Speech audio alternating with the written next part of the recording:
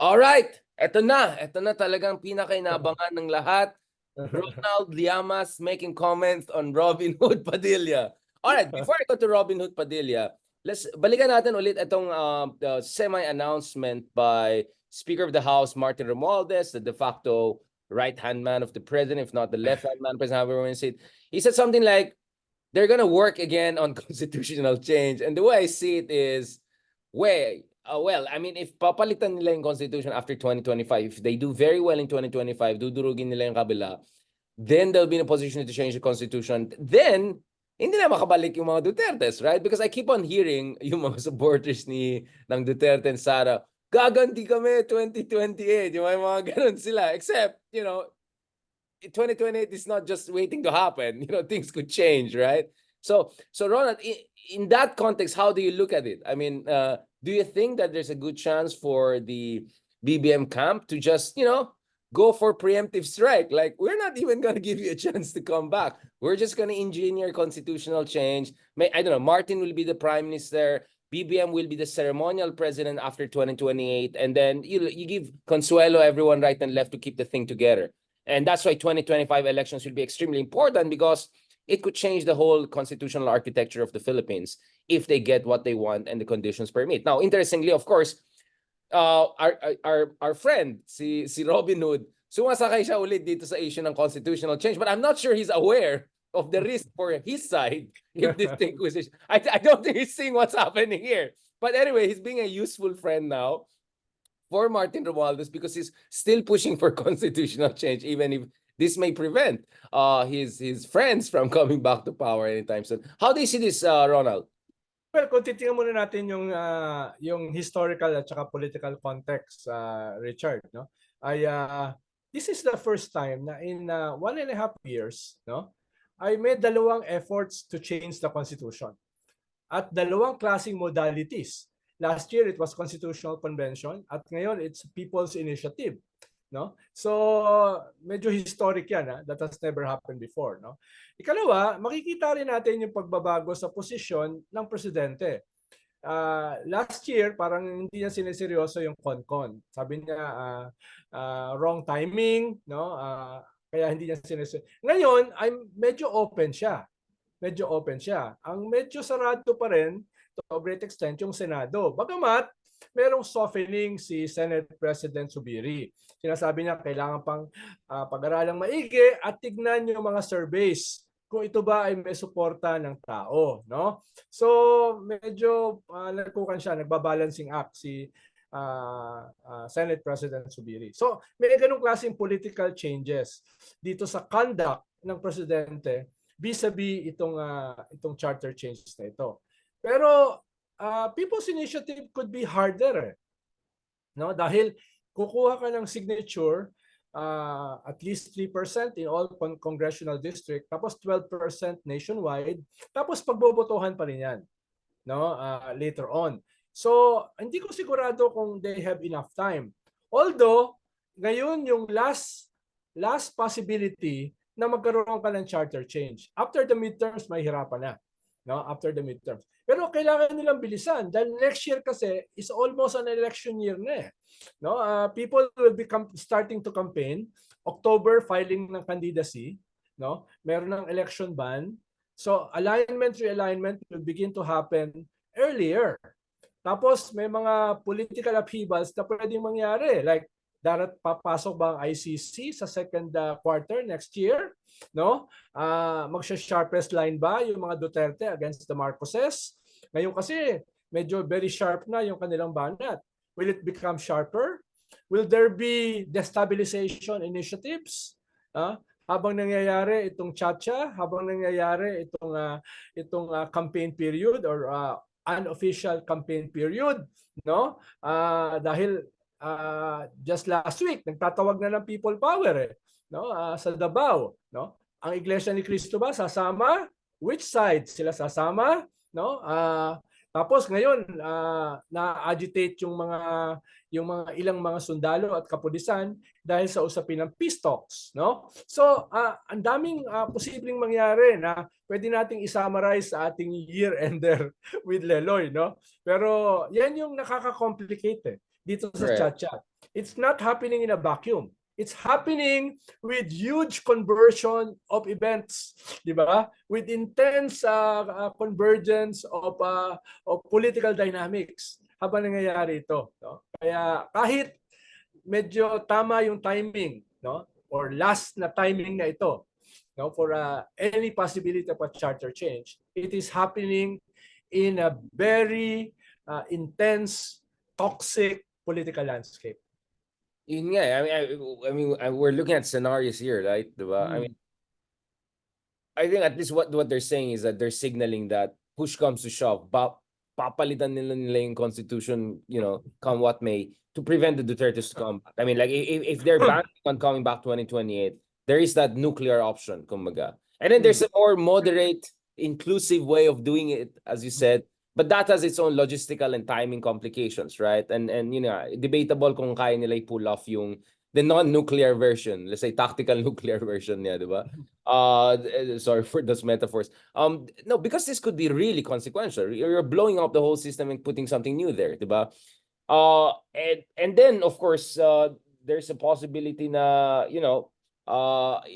this actually could alienate some of the senators, or make some people scared na BBM might become too strong. I think that scenario is not very likely now, but that could be the case if not BBM per se, but it's viewed like, oh, Martin Romualdez, right? He's making the most out of the BBM moment. He's pushing for his own agenda. That could create a pushback, particularly in the Senate, right? It's a scenario we're not talking about it yet because everyone is focused on the Dutertes. But I think once the Dutertes become quite weak, then everyone's going to ask, what about the BBM camp, especially his right-hand man, who's beginning to become very, very powerful and perhaps the most powerful Speaker of the House in recent memory, as things stand. Of course, Philippines, House of Cards, anything can change. But now let's go to the substance of the argument, because so far ang ginawa lang natin is diniscuss lang natin yung not necessarily the merits and demerits. We just discussed the timing, the logistics, the political logic to it.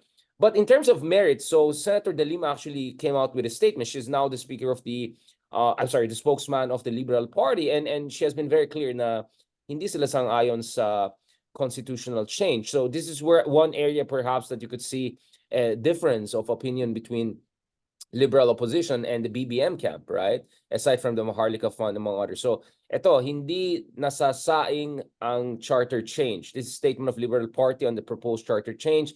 Wala nang mailagay sa kanilang plato ang maraming Pilipino. Bakit charter change ang niluluto ng gobyerno? So, in short, like, this is just a unnecessary distraction. We should focus on bread and butter issue. And yeah, we saw it in all surveys, no? At least available surveys throughout the years, na wala talagang clamor for charter change. At marami mga suspicious sa charter change, including BBM. I mean, BBM himself admitted that, a Marcos doing a charter change is not necessarily a good kind of, like in one sentence, charter change under Ferdinand Marcos is not the most reassuring sentence out there, right? So how do you look at this issue from a demerits point of view?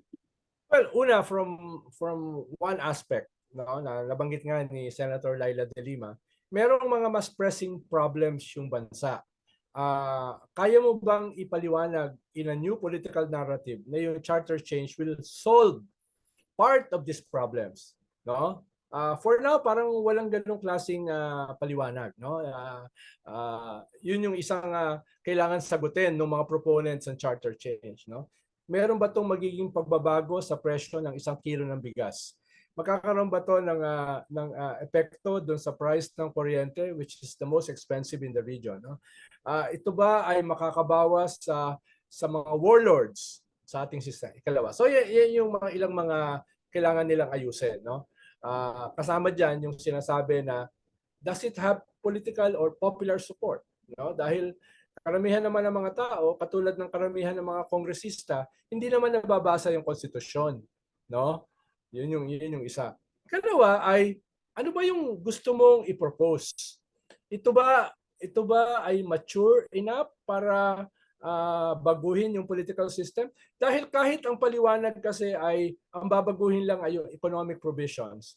Alam naman ng lahat, no, na para magkaroon ng suporta, kailangan maibigay ka sa mga politiko. Ano ibibigay mo, no? Lifting of term limits. Anong bibigay mo, no? Na para suportahan nila yan. So, yun yung quid pro quo na pwedeng mangyari. At that quid pro quo can be politically heavy, no? Para sa isang political narrative, no? Ikalawa, ano ba Think yung it gusto? could be a Faustian pact. Oo. It is true, right? Yes, no? At yan, makikita mo dun sa transitory provisions ng isang papalitan na, paano Pandora's box yan eh. Pag binuksan mo yan, kahit sabihin mo, hindi, maliit lang na butas. Maliit lang na butas. Papalabasin lang natin yung economic provisions. Pagbukas niyan, lahat ng laman ng Pandora's box, lalabas na yan. No? Kaya yun yung mahalaga. Alam natin, napupunta yan sa possible na pagbabago ng political system. No? Malamang ang itutulak diyan ay parliamentary. Pwedeng dagdagan ng federal, no? Para suportahan ng mga LGUs, ng mga local government units. Pero ayaw ni Presidente Marcos ng greater devolution of power. No, ang tingin ni President Marcos, sobrang dami na eh. Especially with the Mandanas Law. No, ganun yung kanyang perspective. Nawawalan ng power yung central government. Sobrang dami na ng devolution, decentralization, at sharing of resources and power. So I doubt kung yan ay magiging motibo for the president to push for it na federal. Parliamentary, yes. No? Sabi mo nga kanina, pwedeng magkaroon ka ng head of state, the president, and the head of government, the prime minister. No? Yun yung kung tatanggalin mo ang term limits. So mahalaga yung modelo. Paano, nung last government, tinanong si Duterte, anong modelo mo for the federal system? Ang sabi niya, the French model. No? May maliit lang naman na problema dahil hindi naman federal model yung French system. No? Kaya, kailangan... Singapore nga eh, na federal model. Like, so, wait lang, yung name namin dyan, ng kaibigan namin. So, linawin mo, ano bang gusto mo? At panghuli, what are the requirements for a shift to a new system?